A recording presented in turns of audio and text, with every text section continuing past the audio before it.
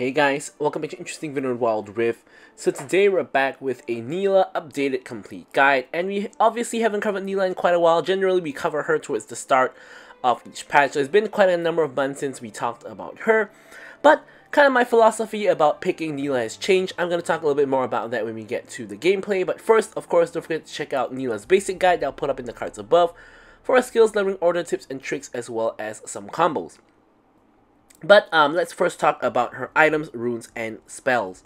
So, you can see that the item build did change a little bit. Of course, the last one we did the IE Rush kind of deal with the crit items. And we are kind of doing a little bit of a variant of that, but no IE Rush this time. This time we're going to rush the Gluttonous Greaves first, giving us the Omnivamp as well as the attack damage. Now, honestly, if you really wanted to, you could get the attack speed boost as well, but I don't rate the attack speed boost too highly personally, so I like to go for the Gluttonous Greaves.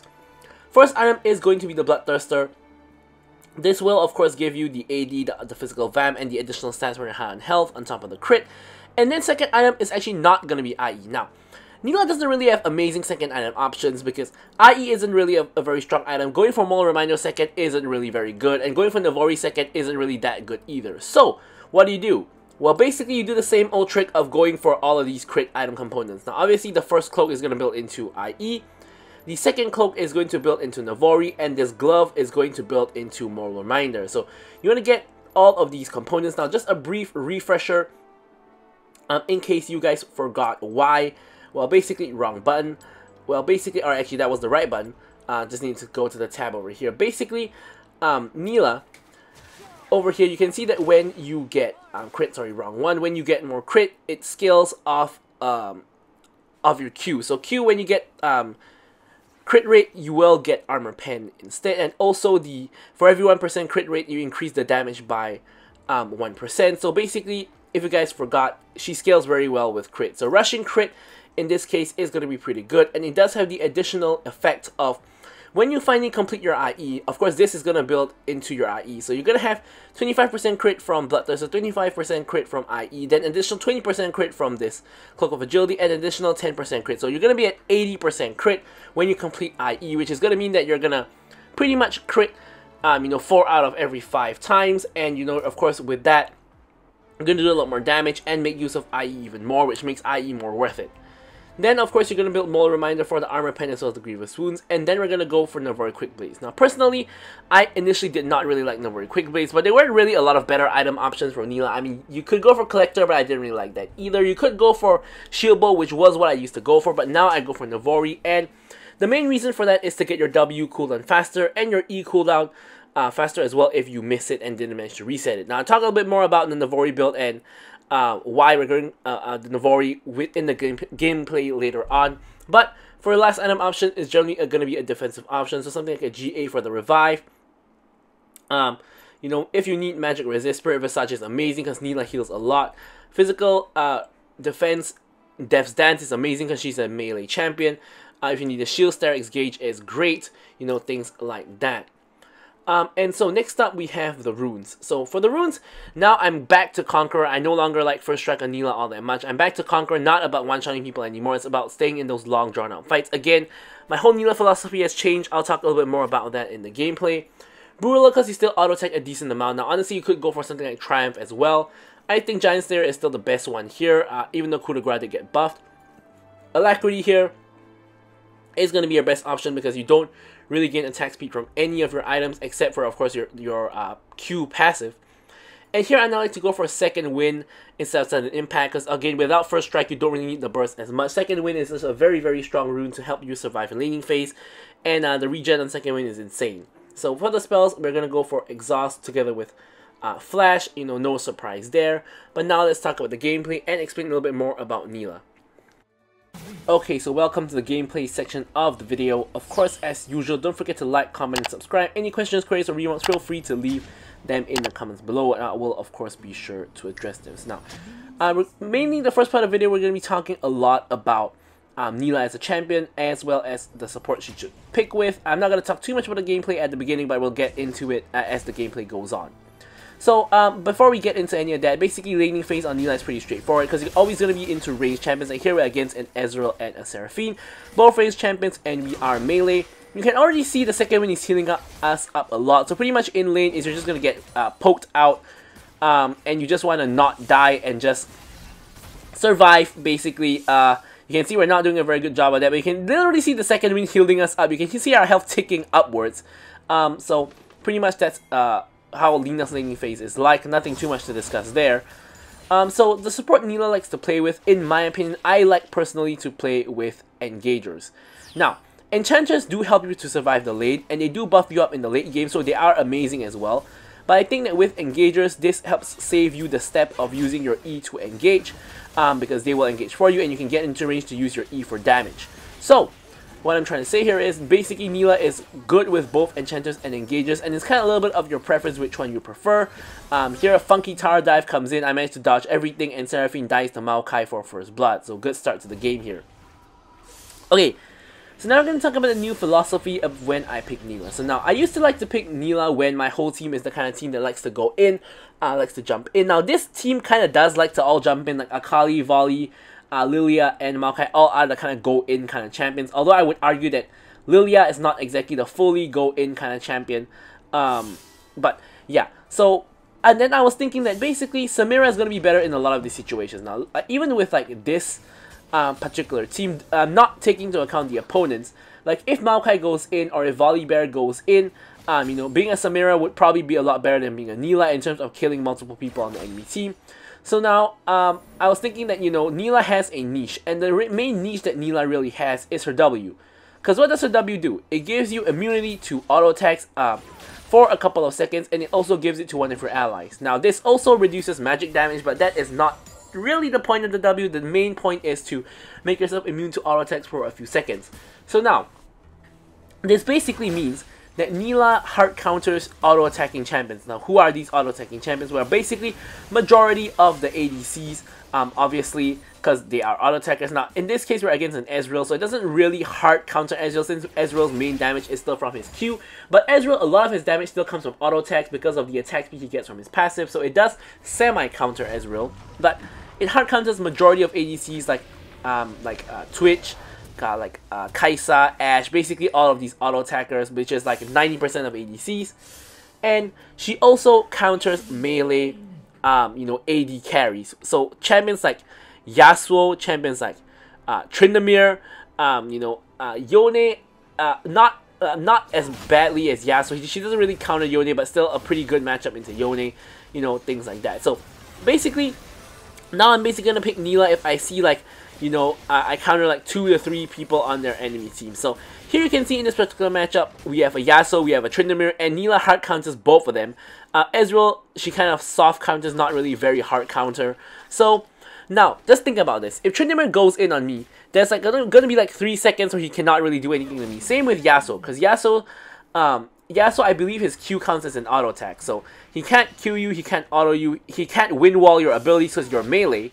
So basically, Yasuo cannot do anything to you for a good few seconds, and same with Tryndamere. So Nilah really is a huge counter pick into these kind of teams, and this is really how Nilah is meant to be picked, as a counter pick. So this then leads me to the next factor, which is of course the W and the Navori Quick Blades. So now, seeing as you're mainly going to be playing Nilah into these auto attack reliant champions, your W becomes very important. So if you have a shorter W cooldown, it's going to be very good, which is the main reason why we go for Navori as our final crit item, just to get our W cooldown back faster and basically counter them even more. Now, of course, the Quick Blades does also have the additional benefit of getting your Q cooldown faster, so you should always have that extra range from your Q, and also, of course, if your E is on cooldown from you dashing twice, or if you missed the dash, something like that, you can get your you can get your E cooldown faster as well, and this is of course going to be incredibly useful, because of course having you know, your mobility up is always going to be good. So here, Maokai engages in onto the Seraphine. We use everything on her as well, pull her back a little bit. We're gonna finish her off, or Maokai finishes her off, and Ezreal's gonna be able to escape. So we pretty much covered, like, you know, when you want to pick Nilah and why you want to build Navori Quick Blades. Also covered her support. And now with all of that kind of background information out of the way, we can now talk a little bit about the gameplay, where there has been a decent amount of action whilst I was talking about Nilah as a champion herself. So taking stock of the laning phase at the moment, Maokai has got 2 kills onto Seraphine, and I have 2 assists. Of course, the first one from the tower dive, and the second one, what you just saw there. Ezreal is still doing fine. He's 0-0-0. We actually have a goal lead against Ezreal, which is pretty funny. You know, just from farming a good assist. Now Tryndamere here jumps straight into us. He can't really do anything to us. We just force his ult, and he's gonna have to run away, as you guys see here, because his ult is gonna run out. And a kind of mini skirmish does actually kind of break out in this jungle area. Now here I'm hopping in, trying to get off and engage with my ulti. However, I make a mistake because my ulti isn't actually up at all. So I actually just jump in like a complete idiot, and I basically just die right there. So kind of embarrassing, that one, but hey, you know, it kind of is what it is. The enemy team was not able to steal the dragon, so we are able to secure the dragon, but that fight after was a little bit awkward, to say the least, from not just myself, but for my team as well. Enemy team picks up a couple of kills in trade for the dragon, which I think is a winning trade for them. Now in the meanwhile, Ezreal is kind of just whacking this tower, and just from the fact that I died, and from the fact I lost some minions, and also the fact that Ezreal pretty much got all of the tower plates, I am now like a good 1k plus goal behind Ezreal, which is not a very good situation. Now the good thing about Nilah is she's one of the best scaling champions in the game. I actually think she might be the hardest scaling ADC. Personally, I kind of feel that way, but I'm not sure if that is factually true. Like when she gets like 2 items, it's like alright, but when she gets to like 3 items, she becomes like a different champion. Like she scales so insanely. Every ADC of course spikes on items, but with Nilah the spike is even harder because you get more crit, which means that your Q passive is going to scale even more as well. So that's why I kind of say you scale more than a regular ADC. It is kind of insane. So anyways, regardless, we're able to kind of steal a plate here and kind of just dash back out while Ezreal is busy resetting. Of course, to get items, because, you know, no use having so much gold if you have no items. So Ezreal completes the Manamune, has a Sheen as well as the anti-heal item, which is, of course, a good thing for him, because I do have my Bloodthirster now, and I do also have my Gluttonous Greed, so I do have a decent amount of healing already in the pocket.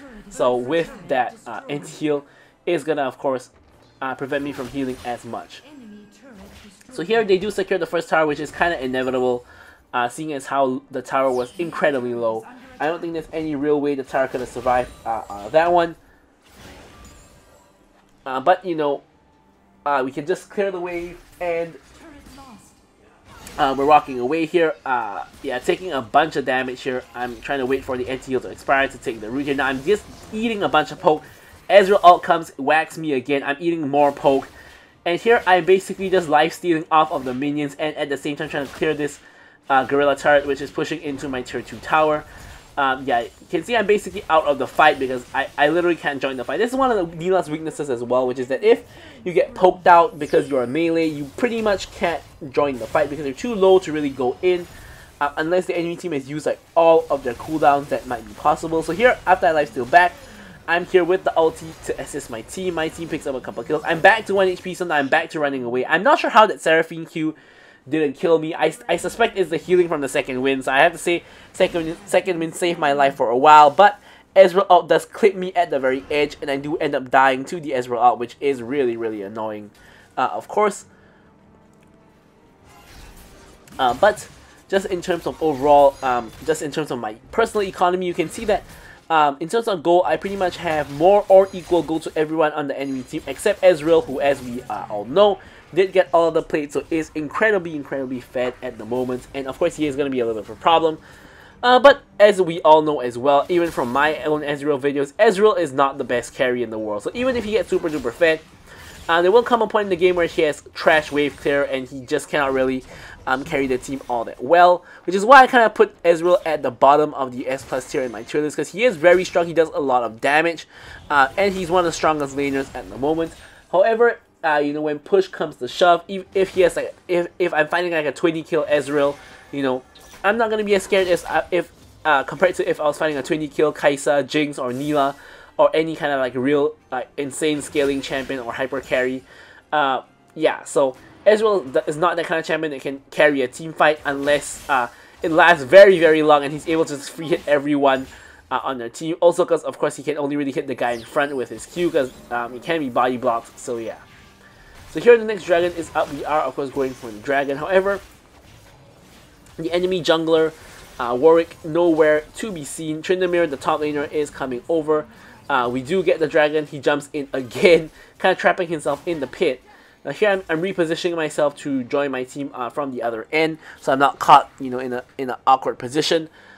But here Maokai is getting chased down by Yasuo a little bit, but he is of course fine. Maokai is incredibly tanky. He has Heartsteel as well as the Gargoyles. Huge wave here. Just gonna quickly collect this one. You know, helping out with the economy quite a bit.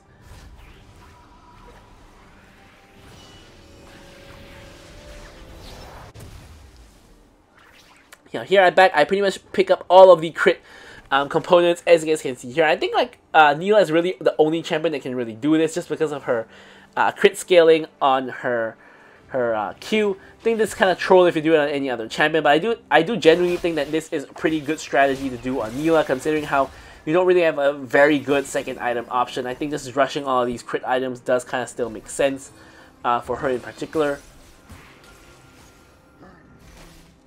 But here we were initially trapping, but it's kind of like nothing will really happen here. Ezreal knows that you're in there because he can see the Q hitting someone, so there's no real point to hide. Tryndamere is pushing in kind of all the way to our inhib kind of area, which is a little bit of an issue. So here, in the meanwhile, everyone on the enemy team is pushing mid. So here, I'm trying to go defend mid. Pretty poor macro by me and my team. Enemy team gets 2 tier 2 towers for free because we're not really able to defend them. And Volibear finds himself in a little bit of a pickle, getting engaged on 2v1, and Lilia also getting engaged on 2v1. Now thankfully we are here to help. Yasuo tries to go in, doesn't manage to ult me, so I'm gonna free hit on him. Volibear goes on the killing spree. I'm 0, 2, and 6 by the way, just playing support Nilah apparently. No kills for me at the moment. Now here Volibear is getting chased down by my team, and Lilia picks up the kill on him. I go 0, 2, and 7. Still no kills, but you know, in terms of goal, we have like a ton of goal. Not the most goal on our team by any means, but still a really good amount of goal. More than most people on any team. So here we go in with the ulti onto the Nilah, flashing for it to hit it onto Ezreal as well. Unfortunately, if I tank one more tower shot, I will die. So I'm not gonna do that, because probably it'll just lead to me dying and Ezreal living, because I don't think I have the damage to kill him in time. So here we're trying to see if anyone's going to face check this bush, which wouldn't be surprising, no one really does. And now Tryndamere is chasing Lilia, who's 1 HP. Tryndamere still has ulti, but we're just going to wait it out a little bit. We now just pretty much ignore the Tryndamere in favor of killing the Yasuo instead, which is exactly what we do. Tryndamere is probably the way more valuable target though. Warwick tries to go in on the 1 HP Maokai, but we are able to eventually pick him up, despite the fact that he is super tanky because of his E. And here I'm able to finally get a bunch of kills. I get 3 kills in my pocket. Finally, we have some actual economy here. And here Ezreal is asleep under the tower. Akali goes in with the ulti, gets rid of him. Tryndamere is going in to clear the wave, and I can't really deal with him now. The thing is that I actually know he doesn't have ult, because obviously I just saw him use it, but it's not like I'm going to be able to kill him under tower myself. So nothing too much really comes of it. And yeah, of course now I'm just building towards the IE, which is going to of course be our next item, Power Spike, where of course we not only get that bonus crit damage, but we also of course have already all of those crit components in our inventory, which is just going to mean that we crit a lot more often, of course. And now we reset, we do complete the IE just as I was talking about it, so now 2 items plus a couple of crit components, 80% crit, pretty good spot for us. Here it looks like a fight's going to break out at the top lane, which of course it does, so I'm making my way there to make sure I'm there to back up my team. Here Warwick gets caught, goes down again. I'm going to dash into Tryndamere next. Of course we have our W active, so you can see we're taking absolutely no damage at all from the Tryndamere. Now enemy team is running for the hill, so I'm going to go ahead and come over here, clear out the this minion wave, and then go for the tower. And we're going to keep going because we can see 2 enemies in mid. We know 2 of them are dead. So most likely we should be able to push this tower. Now Dragon is spawning, which is going to be Ocean Soul for my team. Now Ocean Soul is actually pretty good for champions, especially like Volibear and Maokai, who do have a lot of health, and they're going to heal a lot from the Ocean Soul. Now Yasuo, I'm not quite sure what he's trying to do, trying to fight my team. Fortunately for my team, they're just going to take care of him. He's not too big of an issue.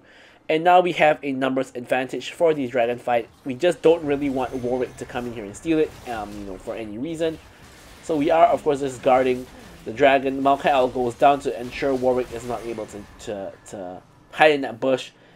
He doesn't even try, so we do get the Ocean Soul, very useful for some select members on our team. Now here, my whole team is going in. We kill the Seraphine, and then we're going to be able to grab the tower and continue pushing on to the next tower if we so choose. Now apparently we don't choose to do so because Volibear is walking away, so Warwick, by the way, is in our base just trolling. He's executing himself, so he's kind of given up on the game, and at that point, when the enemy jungle has given up on the game, it looks like a free win to me. Now, even regardless, I do have, 11,500 gold with 2 completed items and a couple of components, so I'm still incredibly fed, and we should probably still be able to win it, if we played the game properly. Anyways, here we're just gonna grab the help the Lilia grab the blue buff. We get the buff share. We're gonna deny the enemy team the Gromp as well, robbing their jungle, leaving a ward here because we are gonna do Baron. So we're gonna have a little bit of vision on people coming over. Yasuo and Seraphine are coming over to try to do something about it. Yasuo's wind wall does block Maokai ult. Yasuo comes in way too early. We just turn on him. Whole team gets him killed, and we just continue the Baron as if nothing happened. We do get the Baron. Tryndamere comes in way too late. I pop the W to ensure he cannot really do anything to me. I'm pretty much still at full health, but now it runs out and he is giving me a slacking. So without that W, I would have died in like 3 to 4 auto attacks. Good thing we had that W active to just prevent us from dying. A really huge one. And now we're gonna clear out the wave. Warwick is still kind of trolling in top, and the fact that Volibear is actually responding to him is kind of troll as well. Because if Warwick is trolling, he's not really gonna take up anyone's time, and he's no real threat. But I guess Volibear just wanted to pad the stats with another kill. So it's really hard to end, of course, just off of the mid wave. We want to get like multiple inhibs and multiple waves, which is what we're trying to really do here. This is not just a Nilah thing, this is of course just a general champion thing. So here we're just going to get rid of this tower. Yasuo tries to go in on me, I'm trying to dash away. Engage comes in from Malphite. I get a 3-man ulti here, we instantly kill the Yasuo. Unfortunately, I run straight into Seraphine ult and the double shield here, so can't quite kill them. Now we're starting to take a bunch of damage with the anti-heal active. So here we actually dodge out from the Ezreal ultimate. Ezreal gets engaged on. Lilia eventually picks up the kill. And now we just finished the game with the help of the T-Hex laser. And we'll leave you guys with the stats as usual. Hopefully you guys enjoyed watching the video, and goodbye.